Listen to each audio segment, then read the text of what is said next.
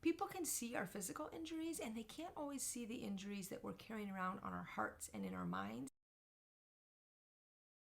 Hi, my name is Julie, and welcome to my YouTube channel where I help parents and teachers find the next right book for their 8 to 12-year-old reader. If videos like these are helpful, you can hit that subscribe button down below.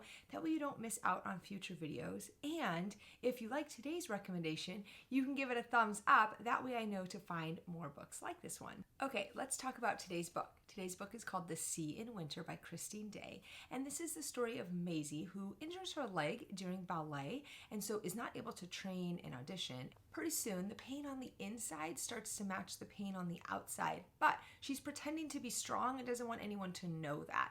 In the book, Maisie's struggles are shared alongside with her native mom and stepdad stories, and it's a lot about resilience and finding yourself and figuring out just where you belong. I hardly know how to begin to put into words the emotions I experienced during this book. I would recommend having some tissues handy. I needed those. There's one particular quote in the book that really stood out to me. It's as Maisie is entering the therapist's office, and she says, "I entered the office on crutches with bruises all over my heart." And I think that's a sentiment so many of us can relate to. People can see our physical injuries, and they can't always see the injuries that we're carrying around on our hearts and in our minds. I think it's good for kids to see that sometimes it's not just our bodies that are injured, but our hearts.